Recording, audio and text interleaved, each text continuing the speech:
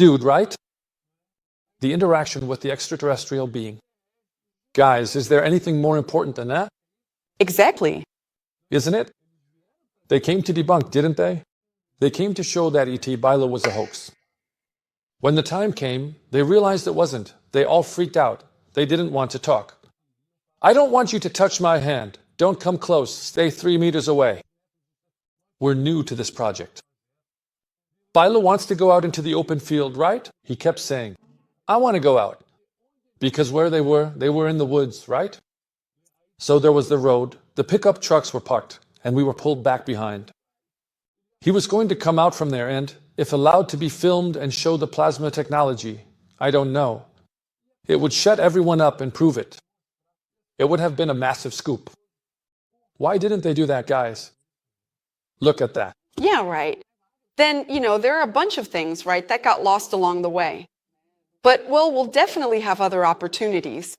Did anyone say anything while you were in the group? Did they make any comments afterwards? Anything at all? Do you remember anything like that? Did they say, oh my God, dang, did they say anything or did they just pretend nothing happened? Look, no, at times like that, Felipe, there are no comments.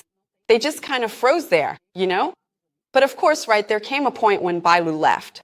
When he left, we tried to see if, he would come back or something like that. They still, said a few things there and all. But you could see that at the same time. It's that moment, right, Felipe, when you miss the timing and you know it's not coming back, when you realize and think, damn, no, wait, come back here, let's try again.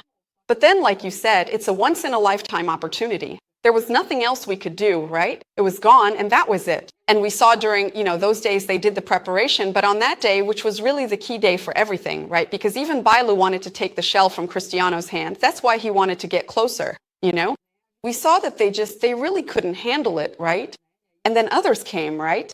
It's actually pretty interesting because like you said, everyone comes here to debunk a hoax because they think it's a hoax. But when they get here, they run into reality, They end up completely blown away. They see it's nothing like that, right? The only one who came here with a different perspective, Fabricio. I think it was that show with Luciana Jimenez on TV Record. Exactly. He came here with a different perspective. He didn't come here with that attitude of, oh, I'm here to debunk this, but more like, I really want to see how things actually happen. In fact, he was the one who got the furthest. He had a really amazing conversation with Bilu. And there were other people there too, but he was the one who went the furthest, right, in all those stages of the shell test, But he already came in with a different mindset because he wanted to see, he really wanted to find out for himself. He came looking for knowledge, and he came to do the job, which I think is the job of every reporter, every journalist. You come here to report, you're not here with the intention, of coming to do something just to prove it's fake, right? So when most of them saw that all of that was actually real, they were just left speechless. They didn't even know how they were going to show this to the world, So they ended up getting caught up in this, I think, in this whole issue, right? How am I supposed to go out there, show up at work, and say that I came here, saying that all of this was a hoax, a joke? How am I supposed to go back now and tell them that, no, all of this is actually real? Right? So honestly, yeah, we get their side of things too, And we're standing strong here to keep showing these images.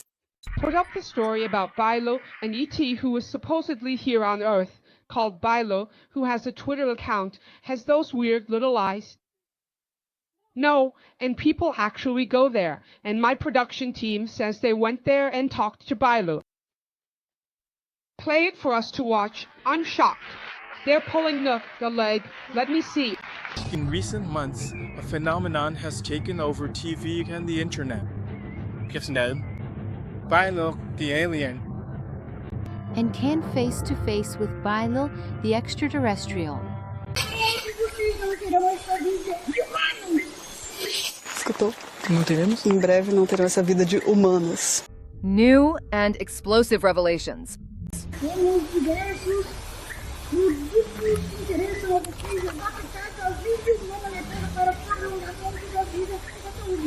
Unimaginable secrets. Many doubt.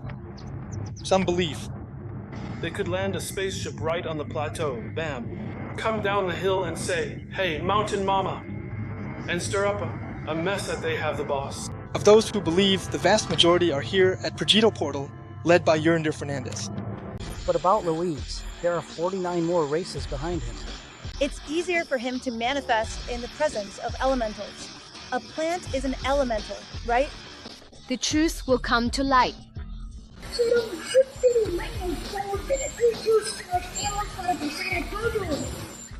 Seek knowledge. Now on Supercop. They are ultra-dimensional beings. Owner of the machine. They are beings of pure energy, 100% energy. They would be angels, let's say, right? Look here, check this out. They're angelic beings, let's say. Did you know that?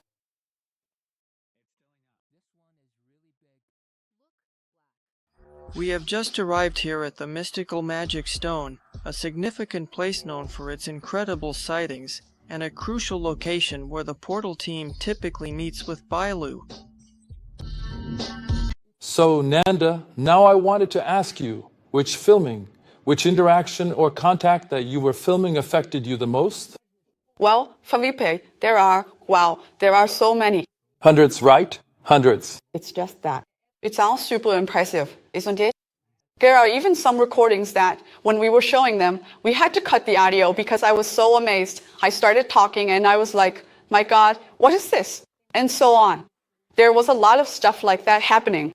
Well, obviously the first recording really stuck with me because that's when I actually saw Bilu in full body. Yeah, and that one's on the internet too, right? People, you can put some clips here for everyone to see. Ah, tá. O objetivo não foca-se na luz física de vocês, então não vai dar uma luz nossa. Vibracional com luz física. Ah, vi. Tô te vendo.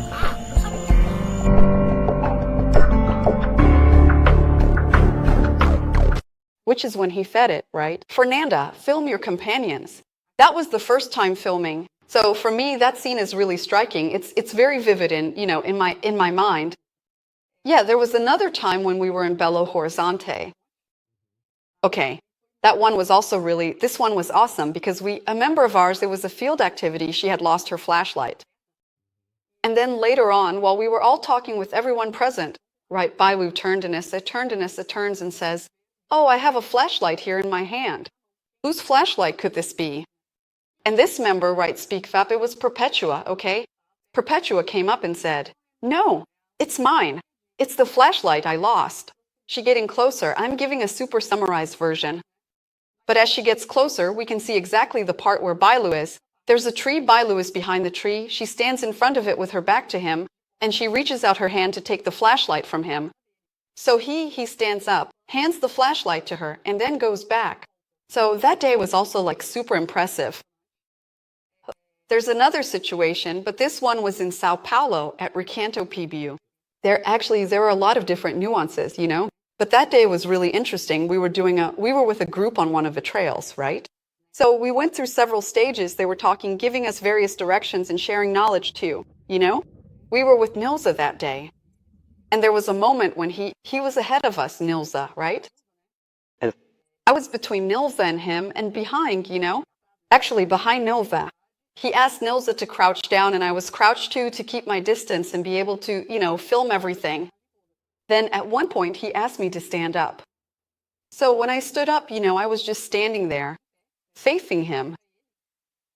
He kept looking at me and started taking on a completely different shape. He started getting denser. I saw him getting denser and denser, and then he became my mirror. He took on my shape, my face. It was me standing there in front of me on the trail.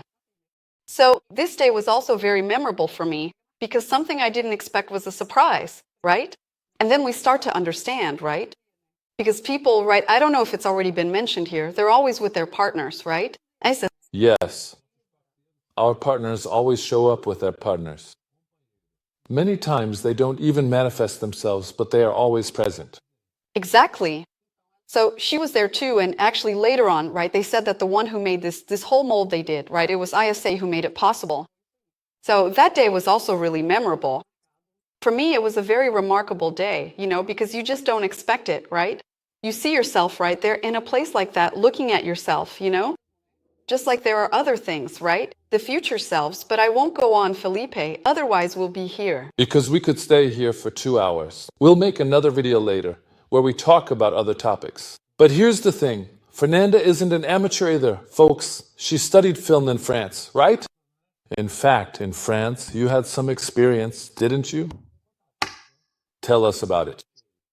Yeah, totally. It was something completely different. People say, guys, it's not just at night, it's not just out in the woods.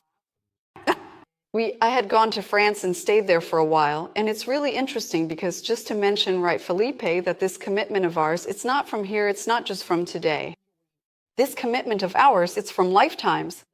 Exactly. It's from lifetimes, and, from many of them, we don't even know since when, right? But it's centuries ago with all sorts of agreements and commitments and obligations that we also have. So I had already had some experiences, but nothing this intense, Back then was the time of the Portal project. Things were really different, the interactions we had here. I was in France for a while, just living life, doing the things I had to do, living a routine, a whole routine. But really, when we went to France, we had this commitment to also bring this knowledge, right? And to set up a group there, to bring the knowledge. Yeah, there were other Brazilians. They set up the France branch.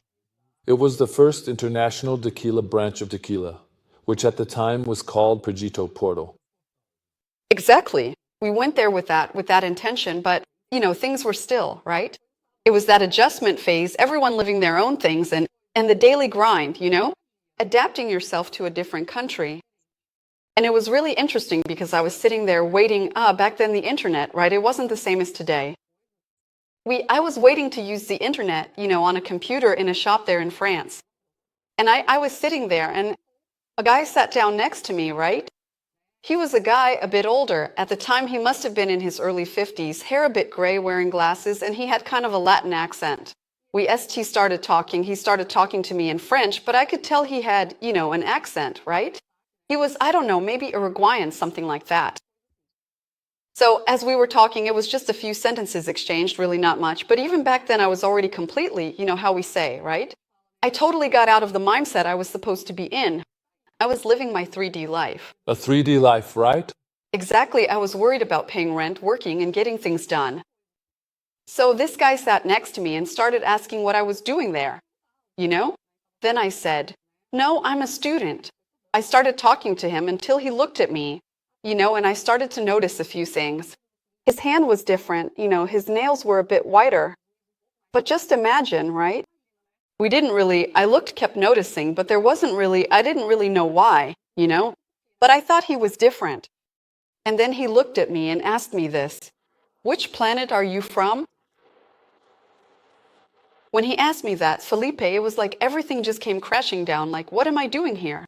Wow, it gave you a... Yeah, it really jolted me, like, I'm not here just to work, pay rent, and live a life like everyone else.